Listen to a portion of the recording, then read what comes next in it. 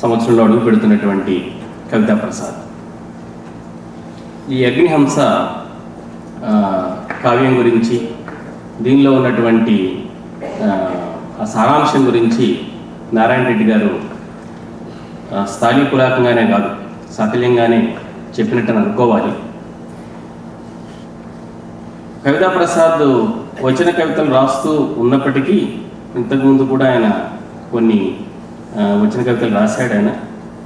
ఇంతకుముందు ఆయన ఒక పుస్తకావిష్కరణ సభలో మచిలీపట్నంలో నన్ను కూడా మాట్లాడమని పిలిచాడు ఆయన.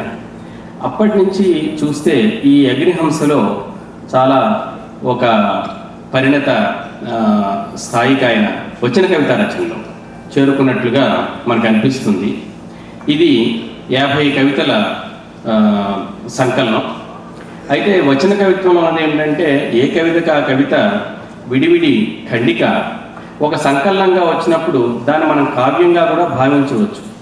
ఒక సాదృశ్యం, వాటన్నిటి మధ్య ఒక అనుసంధానం ఉన్నటువంటి వాటిని కవి సంకలనం చేస్తున్నప్పుడు దాన్ని మనం ఒక కావ్యంగా, దాన్ని ఒక సమగ్రమైనటువంటి రచనగా కూడా మనం భావించవచ్చు. అలా భావించినట్లయితే ఇది అనేక పద్య శకలాలతో కూడుకున్నటువంటి ఒక సుదీర్ఘమైనటువంటి కావ్యంగా కూడా మనం చూసినట్లయితే ఈ కావ్యం ప్రధానంగా నాకేమనిపించిందంటే ఇది భీభత్సరస ప్రధానమైనటువంటి కావ్యంగా నాకు అనిపించింది.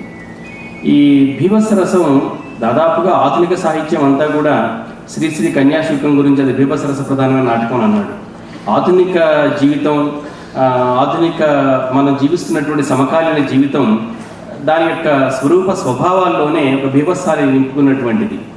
బీభత్సం యొక్క స్థాయి భావం జుగుప్స, ఒక అత్యంత జుగుప్సతో కూడుకున్నటువంటి అనుభవాల్లోంచి జీవితం ఎటు చూసినా కూడా ప్రతి ఒక్క రసం కూడా బీభత్సంగా పరిణమించే ఒక పరిస్థితిని నేను చెప్తున్నప్పటికీ దీని లోపల ఇందాక అన్నట్లుగా పైన కఠినం అనిపించును, లోన వెన్న కనిపించును అన్నట్లుగా దీనిలో ఒక తడి ఉంది. దాన్ని మనం అన్వేషించడానికి కొంత ప్రయత్నం చేసినట్లయితే ఈ కావ్యం పాఠకుడికి ఒక చాలా చక్కటి అనుభవంగా ఈ కావ్య పఠనం చేయడం కలిసి 2-3 సార్లు నేను మొదటి నుంచి చివరి దాకా చదివి, ఎందుకంటే ఆధునిక కవిత సరళ రేఖలాగా ఉండదు, ఒక చోట మొదలై ఒక చోట ముగిసేటట్లుగా ఉండదు. అది ప్రాచీన కావ్యం అట్లా ఉంటుంది. కానీ ఆధునిక కావ్యంలో ఏమవుతుందంటే మొదలు ఎక్కడో ఉంటుంది, ముగింపు ఎక్కడో ఉంటుంది, మనం ఎక్కడో తిరుగుతూ ఉంటాము. ఈ తిరుగుతున్న దాంట్లో చిట్ట చివర కవి తను ఏ సమాధానానికి చేరుకున్నాడో, లేదా తను ఈ బీభత్స నుంచి మనం ఏ సమాధానం వైపు ప్రయాణించాలని కోరుకుంటున్నాడో అది ఎక్కడో పెడతాడనమాట. ఆ రహస్యానికి లేదా ఆ బయటికి వెళ్ళే తలుపుకి కనుక్కోండి చూద్దాం అని ఒక మనకి దారి వెతుక్కునే పజిల్స్ ఉంటాయి. అట్లా పజిల్ లాగా మన దాంట్లో ప్రవేశించి వెళ్తున్నప్పుడు ఆ బయటికి వెళ్ళే తలుపు ఎక్కడో తెరిచి పెడతాడు. ఆ తెరిచిపెట్టే తలుపు వెళ్ళడానికి మనం కొద్దిగా అటు ఇటు తచ్చాడవలసి ఉంటుంది. ఈ కావ్యంలో కూడా అటువంటి తచ్చాట చాలా ఉంది. ఇందులో ప్రధానంగా ఏంటంటే నాకు అనిపించింది 2 ప్రపంచాలు ఈ కవి చూస్తూ ఉన్నాడు, అనుభవిస్తూ ఉన్నాడు. ఈ కవి ఒక రకమైన దుఃఖంలోకి, ప్రతి కవి కూడా దుఃఖంలోకి వెళ్తాడు. ప్యారడైజ్ లాస్ట్ అన్న ఆ 2 పదాల కంటే గొప్ప కావ్య ప్రపంచం ఏదీ లేదు. ఏను మరణించుచున్నాను, ఇటు నశించు నా కొరకు చెమ్మెగిలు నైనమ్ము లేదు అన్నాడు. అందుకంటే గొప్ప కావ్యం ఉండదు. ప్రతి కవిది కూడా ఏంటంటే ఒక ఉన్నతమైన స్వర్గం నుంచి, ఒక ఈడెన్ ఉద్యానం నుంచి ఎక్కడో ఏ నిషిద్ధ ఫలాన్నో రుచి చూడడం ద్వారా నరకంలో పడతాడనమాట. ఈయన కూడా పవిత్రమైన శూన్యంలోకి పాపంలా చొరబడింది ఒక అనుభవం. సముద్రాలు ఎన్నో అమలాల్ని తనలో నిబిడీకృతం చేసుకోగలిగి, అబ్జార్బ్ చేసుకోగలిగే శక్తి ఉన్న సముద్రపు అడుగున, ఆ సముద్రపు అడుగును వెళ్ళగలిగితే అక్కడ సామవేద సంగీతం దాగి ఉంది అని అది తెలిసినప్పుడు మనసు చెలమిలో మంచినీటి ఊరడం మొదలయ్యింది అని అంటాడు.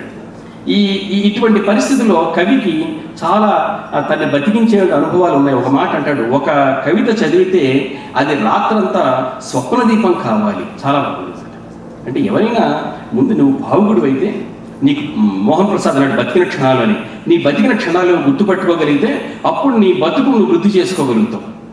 ఎలా అయితే క్యాన్సర్ పేషెంట్ క్యాన్సర్తో ఫైట్ చేయాలంటే తనలో రక్త కణాలకి ప్రాణాన్ని బలాన్ని ఇచ్చుకోవాల్సి ఉంటుందో, అలాగే మన జీవితంలో ఆ బతికిన క్షణాలేమో, స్ఫూర్తిదాయక క్షణాలేమో వాటిని మనం గుర్తుపట్టడం మొదలు పెట్టగలిగితే నెమ్మదిగా మనం ఈ సల్ఫ్యూరిక్ ఆమ్లం కలిగించిన తావునంతటిని కూడా మళ్ళీ మనం సజీవంతం చేసుకోగలుగుతాం అన్నమాట. అటువంటి ఒక మాట ఒక కవిత చదివితే ఒక రాత్రంతా స్వప్న దీపం కావాలి అని ఇప్పుడు రెండు ప్రపంచాలు, ఒక ప్రపంచం, మొదటి ప్రపంచం చూశారు, రెండో ప్రపంచం చూశారు. ఈ రెండు ప్రపంచాల మధ్య కవితాలకు నలుగులాటలు చెప్తాడు. జనన మరణాల పట్టకారు కోరల మధ్య నిప్పు కణికల మనస్సు. చాలా బాగా అనిపించింది. ఈ రెండు ప్రపంచాలు ఒక పట్టకారు కోర అనుకుంటే ఆ మనసు మీద బూడిద కమ్ముతున్నప్పటికీ, బూడిద కమ్ముతోంది అంటాడు, కమ్ముతున్నప్పటికీ ఇంకా నిప్పు కణికలాగా ఉంది, రగులుతూ ఉంది. ఆ రగులుతూ ఉండడం అనేటువంటిది ఆ అగ్నిహంస ఏమిటంటే ఈ రగులుతున్న మనస్సు, ఆ నిప్పు కణికలా రగులుతున్న మనస్సు. అసలు అగ్నిహంస అన్నటువంటిది ఒక రకంగా చెప్పాలంటే పునరుక్తి. అగ్నిహంస ఒకటి. వేదాల్లో ఏం చెప్పారంటే అగ్నిహంస ఒకటి. ఏది రగులుతూ ఉంటుందో, ఏది జ్వలిస్తూ ఉంటుందో, ఏది ఎన్నటికీ ఆరదో అదే హంస, అదే ఊపిరి, అదే ప్రాణం, అదే సందేశం అన్నమాట. ఇంకో మాట ఉంటాడంటే దేహం అటువంటి సమయంలో ఎలా ఉందంటే రెండు లోకాల ఖండన బిందువులా ఉంది అని. అవిచ్ఛిన్నంగా కురిసే కాలవర్షంలో తడిసిపోతున్న ఆత్మ హఠాత్తుగా వేసుకున్న గొడుగులా ఉంది శరీరం. చాలా అద్భుతమైన మాట. సిరిసిరివ మాట అన్నాడు మానవుడాన కవితలో రాస్తూ, శరీర పరివృతుడా అన్నాడు. ఈ ఆత్మ శరీరాన్ని వేసుకుంది. ఎలా వేసుకుందంటే గొడుగులా వేసుకుంది. ఆత్మ తడిసిపోతూ ఉంది. ఇది చాలా చక్కటి మాట అనమాట. ఆత్మ తడిసిపోతుంది. మామూలుగా మనం ఏమంటామంటే శరీరానికి తడి ఉంది, శరీరానికి మట్టి అంటుకుంది, శరీరం సిక్తమైంది, లేదేదో మ్లానమైంది, ఆత్మకి ఏది అంటలేదు. కానీ ఇక్కడ చాలా విరుద్ధంగా ఆత్మ తడిగా ఉంది, శరీరం గొడుగులాగా కప్పుకున్నాడు కాబట్టి శరీరం పొడిగా ఉంది. అందుకని ఏమన్నాడు, అందుకే లోపల తడిగా బయట పొడిగా బతుకు పంజరం. కాబట్టి ముందు చెప్తున్నటువంటి ఆ నిప్పుకి కరిగించడానికి, రగిలించడానికి, వాతలు పెట్టడానికి మొదటి ప్రపంచంలో చెప్పినటువంటివన్నీ కూడా ఆ పొడి, మంట, కాల్చడం, వేడి, వాటికి సంబంధించినటువంటి ఆ ప్రతీకలు, పదాలు ఏవైతే ఉన్నాయో అవన్నీ కూడా శరీరానికి సంబంధించినటువంటివి. ఆ గొడుగు మాత్రమే చిల్లులు పడ్డాయి. తర్వాత చెప్పినవన్నీ ఉన్నాయి, అవన్నీ కూడా తడికి, గుండె తడికి, ఒక మాయిశ్చర్, ఒక తేమకు సంబంధించినటువంటి మాటలు తర్వాత చెప్పాడు. ఆ ఆత్మలో తడిని బయటికి తీసుకురావడం కోసం ఏం చెయ్యాలి? అందుకే నేను ఇందాక చెప్పానే ఆ గండ నుడికట్టులోంచి మనం బయటికి వచ్చే దారి ఎక్కడో వదిలిపెడతాడని.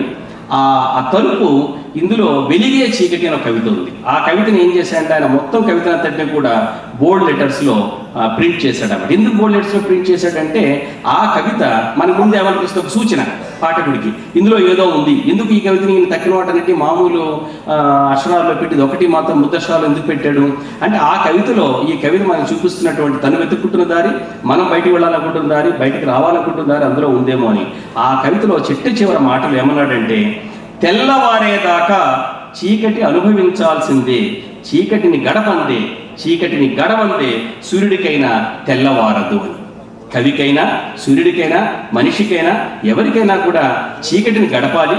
చీకటిని గడపకపోతే సాక్షాత్తు సూర్యుడికే తెల్లవారదు. కాబట్టి ఈ చుట్టూ చూస్తున్న జీవితం నువ్వు దీన్ని యూ హ్యావ్ టు అండర్గో, దీన్ని నువ్వు తరించవలసిందే. కానీ గ్రహించవలసింది ఏమిటంటే ఇది గడిచిపోతుంది, ఇది చీకట్లాంటిది, శాశ్వతంగా ఉండేది కాదు. దీన్ని నువ్వు దాటుతావు, దాటిన తర్వాత తెల్లవారుతుంది, సూర్యుడిలాగా దగదగామానంగా మళ్ళా నువ్వు నీ జీవితంలో ప్రత్యక్షం అవుతావు అని చెప్పడం ఈ కవిత్వం తాలూ సారాంశంగా భావిస్తూ చాలా పరిణత స్థాయి వచ్చిన కవితా సంకలనాన్ని మనకు అందించిన కవితా ప్రసాద్